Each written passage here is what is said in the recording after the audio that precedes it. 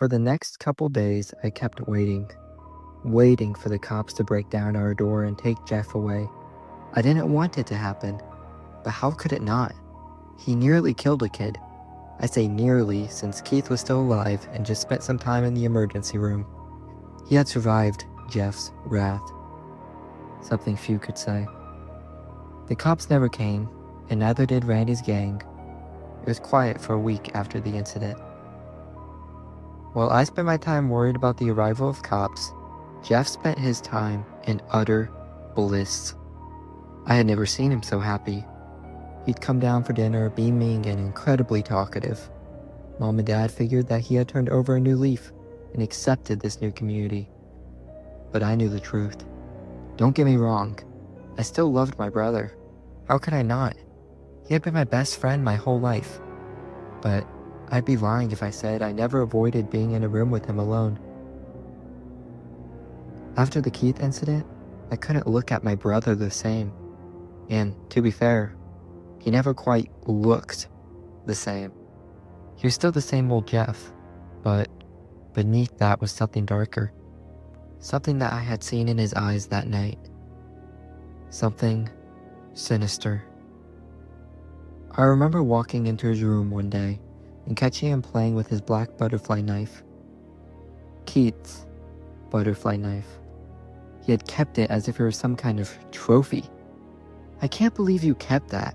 I was leaning against his doorway, holding the charger I had intended to return. "What?" "The knife." "What about it?" "It's Keith's knife." "And?" "Not like he didn't steal anything of ours." "That's not what I took a deep sigh. "That knife is evidence. What if the cops come looking and find a knife with Keith's prints or blood or something?" "I don't care." "I do. And you care, so I don't have to. Besides, it's a cool knife." He grinned as he twisted it around his fingers. I know now that it wasn't just a trophy. It was a reminder. A reminder of how he felt that night. The bliss. The high. I wish I knew that then. From November 3rd till the 7th, BrookBend had an event called Straw Fest. No, I'm not joking. This event consisted of alcohol, sodas, and really great fair fries. I didn't care much for the festival, but we did get a week off school for it, so that was pretty cool.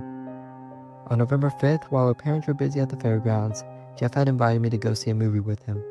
For the life of me, I cannot remember what that movie was. I think the events of that night overshadowed the movie experience. I do remember the movie being cheesy, and Jeff and I making fun of it on the way home.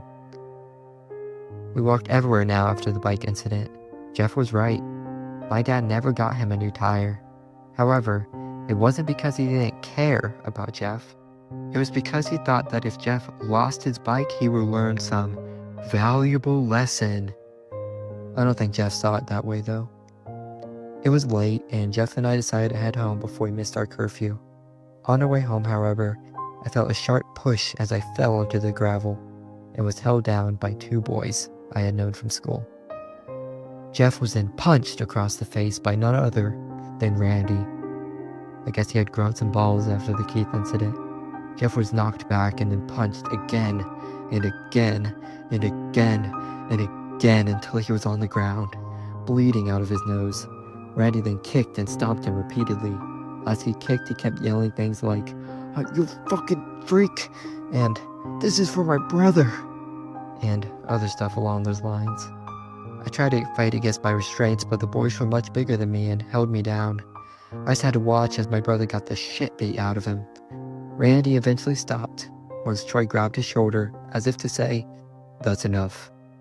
Unlike Jeff, they knew when to stop. Randy spoke down to Jeff, who struggled to get up from the ground. "If you touch my brother again, I will fucking kill you. Got that?" Jeff didn't speak, so Randy kicked him in the stomach once more. "I said, got that, freak?" He spat on Jeff and began to walk away. Just then, Jeff began to laugh. It was that same laugh he did right after beating up Keith. The same grotesque laugh. that made my skin begin to crawl. He laughed harder and harder till it was an uncontrollable mess. Randy turned back around. "What the fuck are you laughing at, freak?" Jeff kept laughing, and Randy kicked Jeff's head. "What's so funny?" Jeff turned to face him, his voice quivering with euphoria. "It's just that you were such a pussy, watching as I beat your brother's face in. And now you want to act all tough?" Jeff kept laughing. "I bet you pissed yourself when I slid that knife into his shoulder. I bet you still dream about it. Do you wet the bed when that happens, Randy? I bet you do." Jeff kept laughing to the point where he was coughing. "Is that funny, you freak?" Randy began to wear a sadistic smile. "I'll show you something funny. Give me your knife." He looked at Troy. Troy took a step back. "Why do you... Give me your knife, Troy." Troy hesitantly gave Randy his knife. "Now hold him down." Troy hesitated once more. "Now?" Troy went over and held the cackling Jeff down. "Did you like to smile so damn much?" Randy put his blade into Jeff's mouth, widening his smile at the edge of Jeff's lips. Blood filled Jeff's mouth as Randy carried out his disfigurement, but Jeff couldn't stop laughing. The blood gurgled in the back of his throat as he struggled to make room for his laughter. The boys holding me down loosened their grip at the sight. I could escape and save Jeff, but I was frozen like the rest. Frozen as his monster took shape. After Randy was pleased with himself, he and the other boys left us on the ground. Jeff was covered in his own blood and had finally run out of laughter. Instead, he laid on the ground next to me, smiling. A terrible, permanent smile. We got home an hour later to her mom worried sick and her dad already asleep. After seeing Jeff's mangled face, her face turned ghastly pale and immediately asked what had happened. The bleeding had finally stopped and, worried that talking would start it again, I spoke for the both of us. I told her what had happened. I told her how we were jumped. I told her that Jeff was beaten to a pulp. I told her about how it was Randy who cut up his face. She tried to clean up Jeff's face and patch it up the best she could. "Randy who?" "Randy Hamish," I replied. My mother looked down, then continued patching up Jeff. Afterward, she sent us to her bed with a simple, "Good night, boys, and please, try to stay out of any more trouble." Thrown off by her comment, I responded, "Is that it? Aren't you gonna call the cops or something? File a report? Press charges?" She held her head down and weakly said, "That's not the Woods family way.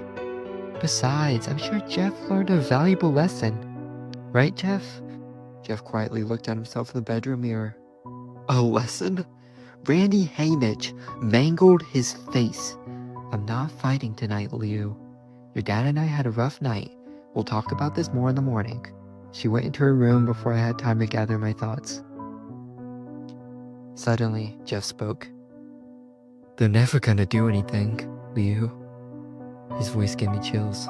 The last time he had made a noise, it was that disgusting, maniacal laughter. Now he seemed like typical Jeff. "What?" "Mom and Phil. They're never gonna do anything. Randy's dad is Mr. Hamish. Phil's boss.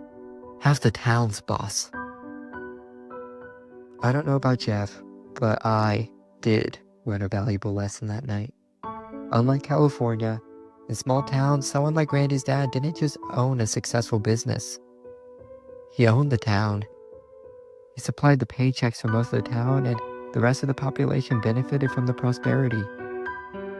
To go after his son will be to go after him. To go after him will be to go after the town. To go after the town will be to permanently ruin your image, something your parents could not afford. That's probably why the cops never came for Jeff. Randy probably told his dad to let him handle it. Or, more likely, Randy's dad made Randy handle it as a way to make him a man, or whatever rich guys want out of their sons. For the next couple days, I didn't see Jeff at all.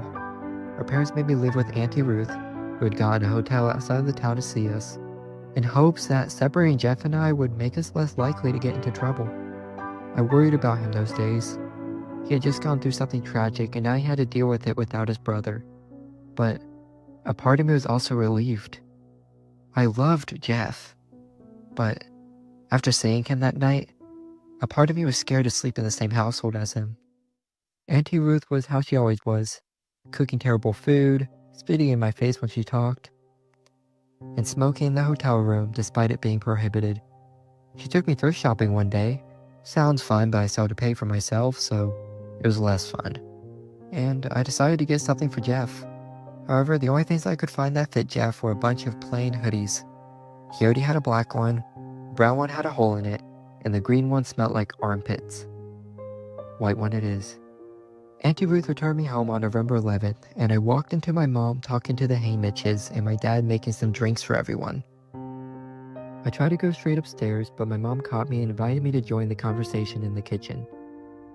"You must be Liu," the burly man, who I assumed was Randy's dad, said to me. "Yep," I awkwardly replied. My mom chimed in. "We were just talking about you, Jeff, Randy, and Keith." My heart started to beat faster at my mom's comment, and as Mr. Hamish opened his mouth. "I would like to apologize for any discretions that my two sons committed towards you and your brother. I gave them a stern talking to, and they learned their lesson." He scratched his gray beard. "However, I hope that you understand that by harming Keith like that, Jeff should have expected the consequences. I know it sounds harsh, but that's life, son."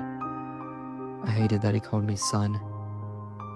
He continued, "Your parents are lovely and understanding people. I'm sure you are the same way.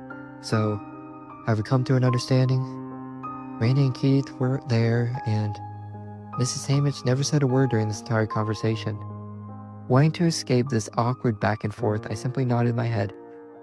"Great," my mom exclaimed, breaking the unneeded tension. "You're free to go now, honey." Honey? My mom never called me honey. And what were the Hamishes doing here? Their sons had hurt my brother, now they were insinuating that he deserved it? And my parents are agreeing with them?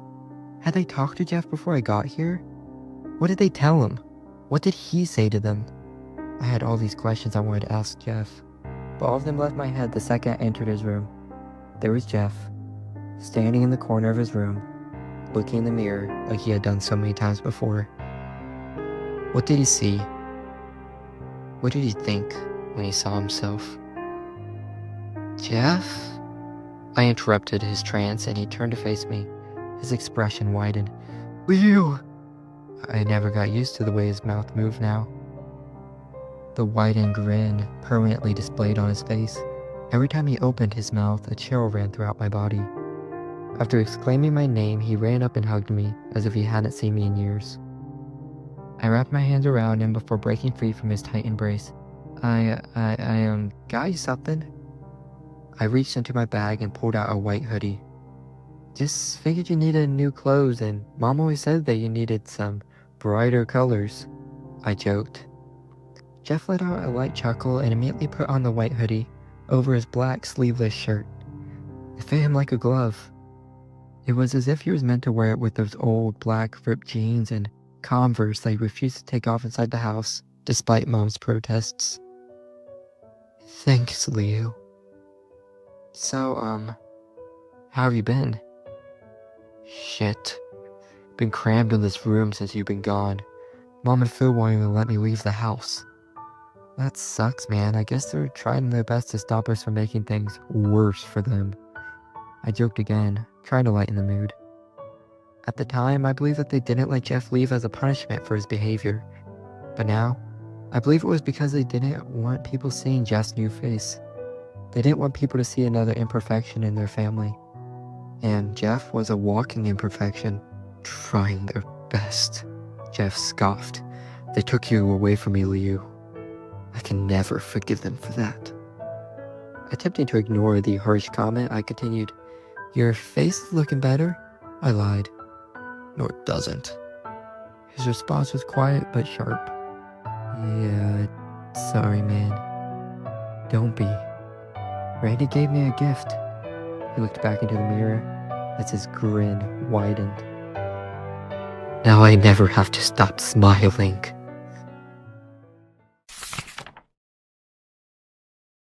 hardly slept that night. I lit a match from the matchbook given to me by Jeff.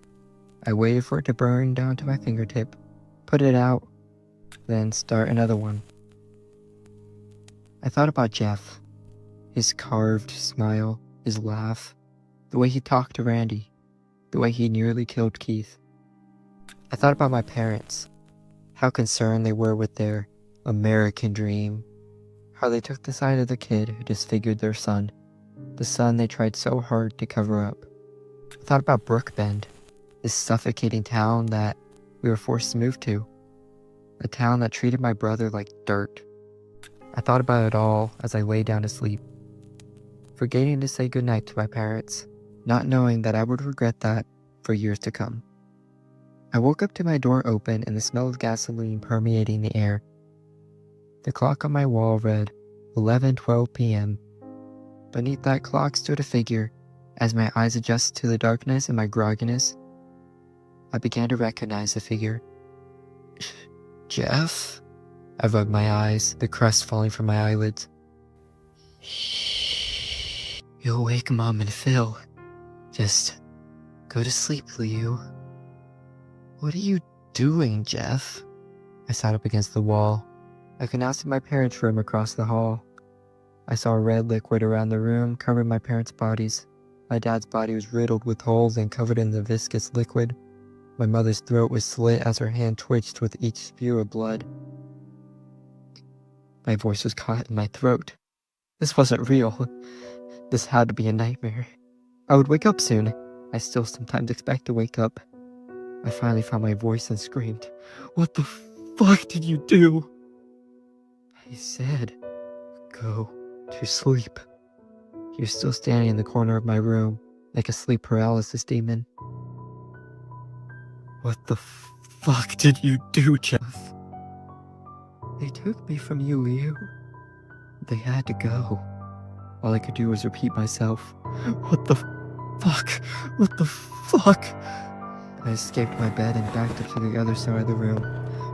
"We don't have to be afraid anymore, Liu. We never have to leave each other again. We can move back to Cali, have our old life." I couldn't speak. I wanted to run towards the door, but he was next to it. Jeff was always the faster one. I couldn't breathe. Jeff continued, "What's wrong, Liu? Isn't this what we always needed? To leave it all behind? We just need to light the fire and we can leave it all behind. I got it all ready for you." He tossed me the matchbook that was previously on my bed. It made me sick how close he had to get to me while I was sleeping. I caught the matchbook out of instinct. "Just light the match." I couldn't look away from my parents' bedroom. They were dead. They were actually dead. I looked back at this thing in front of me. My eyes had fully adjusted and I could make out the bloodstains on the white hoodie, the blood around his face, the blood in his hair, and his smile. That sick, twisted smile. But most importantly, his eyes. Eyes that could have belonged to a man. The eyes of a predator stalking its prey. I finally broke out of my frozen state. "You fucking monster!" Those words visibly shook Jeff to his core. "Monster?" His eyes widened before sharpening into some form of scowl. "Monster? I'm the monster?" I ran for the door, but Jeff grabbed me and pushed me past my bed. I stumbled but stayed upright. Jeff pulled out that damn butterfly knife. "You're just like Mom and Phil," he yelled, her running at me with the knife. I did the first thing that came to mind. I struck a match from the matchbook, given to me a lifetime ago, and hurled it towards Jeff. His wool hoodie was set ablaze and he screamed, that ear-piercing scream. He patted himself down, setting the gas on fire in his panic. The fire spread quickly throughout the house, and I ran for the door once more. Jeff tackled me into our parents' room and I collapsed into my father's pool of blood. I tried to get up but slipped back down. Jeff tugging at the end of my shirt. He was on top of me now, his hoodie singed, no longer ablaze. The fire encompassed us. He held his left hand around my neck while raising the knife in his right. This couldn't be my brother. Those eyes weren't his. They were a demon's. The smile that tugged on his face was unnatural and dripped with blood as his wound tore further. This monster, it couldn't be my best friend. I refused to believe it, even in these final moments. The knife plunged into my side. I could feel the iron fill my mouth as the wind was knocked out of my lungs. Jeff screamed, "Just go to sleep."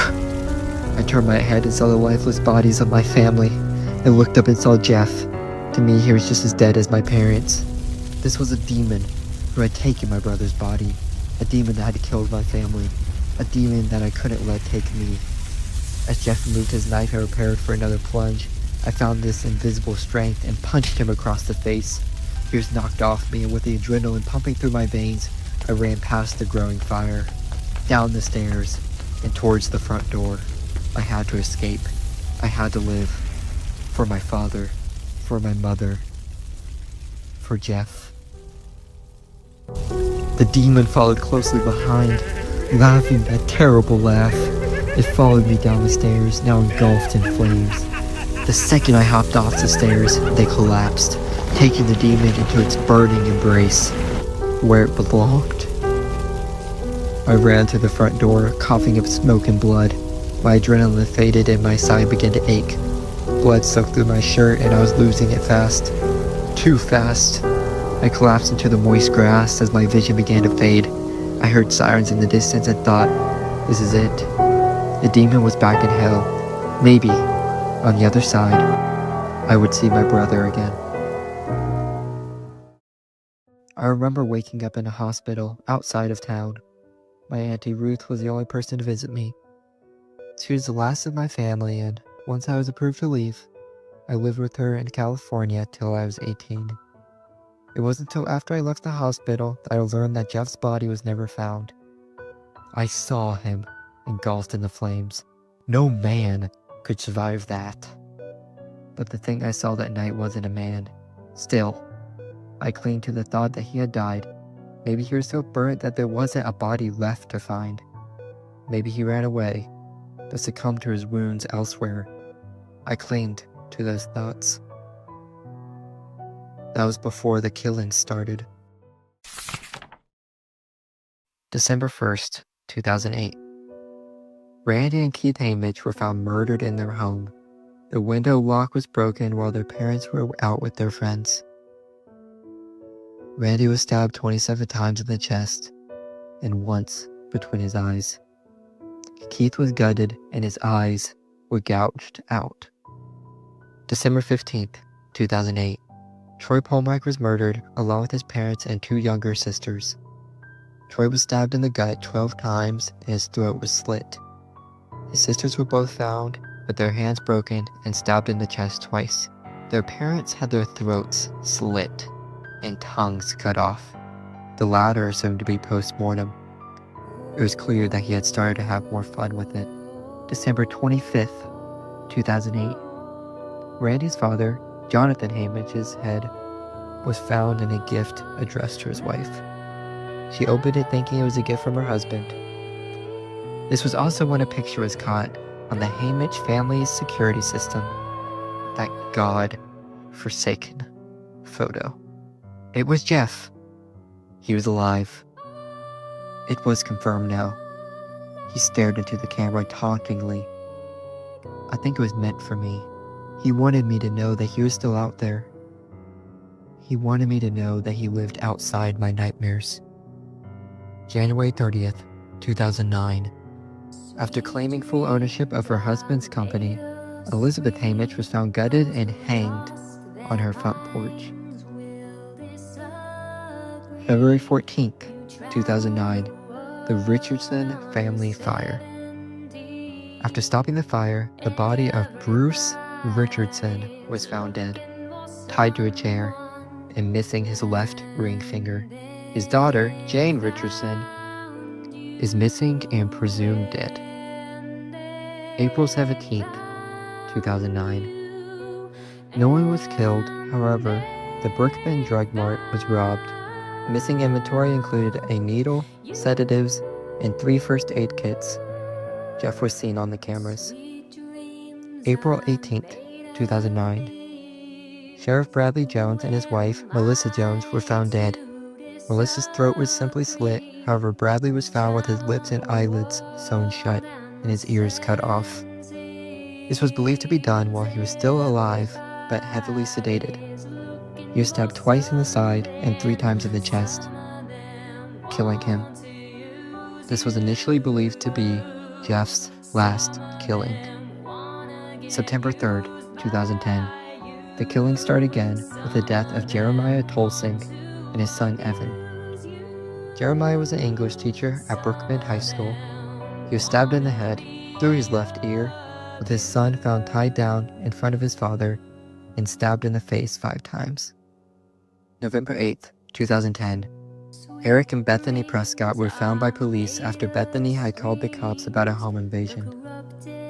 Eric's throat was slit and he was pronounced dead on the scene. Bethany was taken to the hospital with 12 stab wounds, but lost too much blood and died shortly thereafter. March 18th, 2019. Today, it's been nearly 9 years since Jeff's last murder. He has become a local legend in BrookBend, a campfire tale. Locals call him Jeff the Killer, and he'll kill you if you misbehave or some basic slock like that. He's become a boogeyman, more myth than man. Hell, even I'm starting to believe that. Some believe that Jeff is dead, that he finally croaked or some redneck got lucky and killed the fucker. But I know better. He's not dead, and the killings haven't actually stopped. I think he's waiting. He's killed nearly everyone associated with his past life and then some. Everyone but me. I'm the one who got away. The one he couldn't kill. I think that enrages him. I think he wants me to return to BrookBend. Maybe he'll grow tired of waiting and track me down, killing me in my sleep. For years I tried to believe that my brother was dead, that this thing wasn't him. But deep down, I know that's not the truth. A monster like this couldn't have been created. I can blame the bullies. I can blame the town. I can blame my parents. I can even blame myself. But I think back to how he'd clench his fists. I think back to how he'd look at himself in the mirror. He wasn't daydreaming. He wasn't planning. He was festering. That thing inside of him was festering. And he could see it when he looked at himself. He knew what he was. It was always Jeff. This thing was always lurking, just beneath the surface, waiting for an excuse to come out. His circumstances gave it an excuse, but it would have always come out eventually. Jeff was always the boogeyman. He was always the demon. The monster. My monster.